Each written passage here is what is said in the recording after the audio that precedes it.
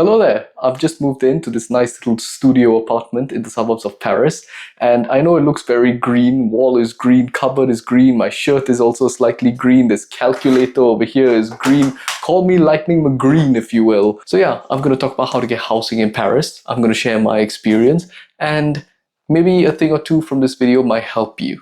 So I've got everything written down. Yeah, I was writing out my thoughts and just wrote quite a lot. I'll be honest, my thoughts are a little bit all over the place, but I think I will figure out as we go. Alright, so just to set the scene on what this whole situation was like, contract talks for my internship had begun when I was still in Sweden, and so I had already started looking for apartments.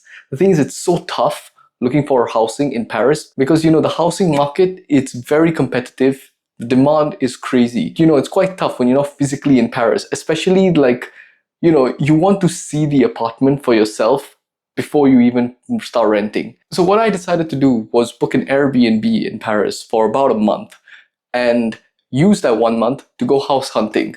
It was a lot better because, I could actually physically visit the apartment, talk to the landlord, the landlady in person. It was just a lot better like that. And the thing is, you have to give yourself every advantage possible in a very competitive housing market. And one big thing that can really help yourself is just physically be here. I had already started my internship. I was going into the office in the morning, finishing in the evening, and then right after that going to all sorts of different neighborhoods, doing various apartment visits, trying to show myself as the most trustworthy person to the landlord. Because here's the thing, right? If you speak to any landlord anywhere in the world, the most important thing is they want to know whether their tenant is trustworthy or not. And especially in a place that is so populated like Paris or, the greater Paris metropolitan region, it's an absolute mouthful. I am just going to say Paris. There are a lot of people over here. And if you are not a suitable candidate, the landlord will find a suitable candidate. You really have to set yourself apart. Now, there are some basics. There are some fundamentals that you just cannot forego. All right. The first important thing is your dossier. Before you go on any app, any website, make sure that your dossier, your file, is in order. All right. There's a government website called Dossier Facile where you can upload all of the documents that they ask you for. A government person is going to validate your file and say, all right, this is good to go. You can start sending this link to landlords and they can, start looking at your documents. So these are all the documents that you need. I'm just going to list it out for you in post. But that's basically everything that you need to have in order to show to a landlord when you're renting in Paris. And yeah, after that, you can go on all sorts of housing apps. I just stuck to about 3 or 4. I was using Le Bon Coin, Se Loger, Studapart, and Les Gens de Confiance. And the thing is, whenever you're on these apps, you really need to catch the attention of the owner whenever you're going to message them. So try to explain as much as you can about yourself. Of course, don't give them an entire thesis to read, but yeah, just try to explain who you are, what your professional situation is, and why you feel you're going to be the best candidate. That's really what the Paris housing market is. It's like getting a job.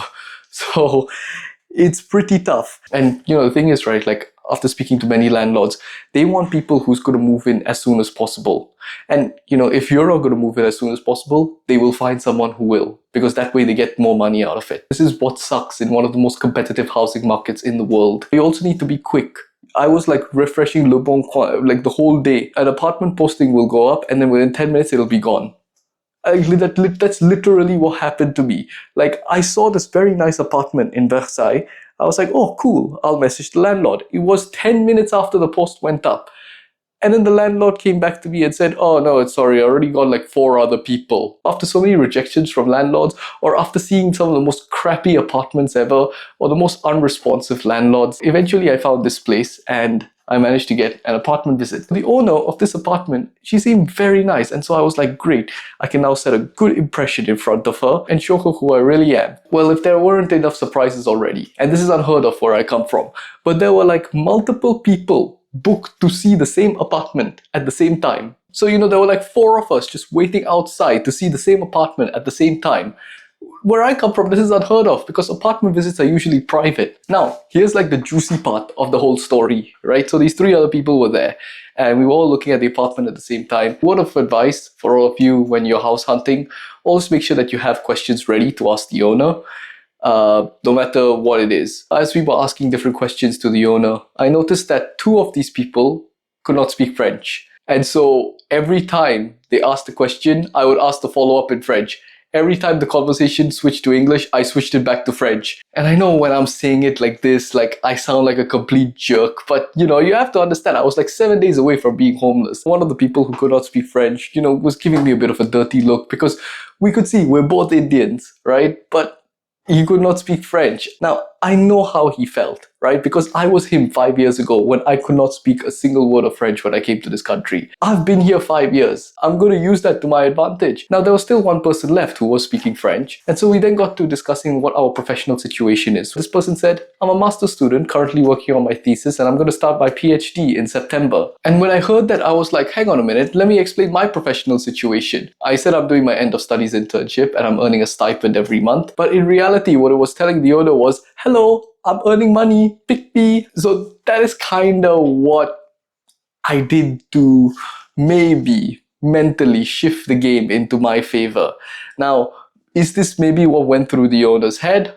Possibly. But you see, just because I spoke with the landlady the most doesn't mean that I was going to be offered the apartment just like that. No, I still had to show everything in my dossier. I told the owner what was in my dossier, what am I missing. She did say, here are a few things that maybe might be missing from your dossier. And so, this is what I did. I literally went down to the train station 5 minutes from here, sat there, and then sent her the updated file from there. You have to be quick, but you also have to set a good impression. And so yeah, a few days later, I received an email from the owner saying, hey, I have chosen you.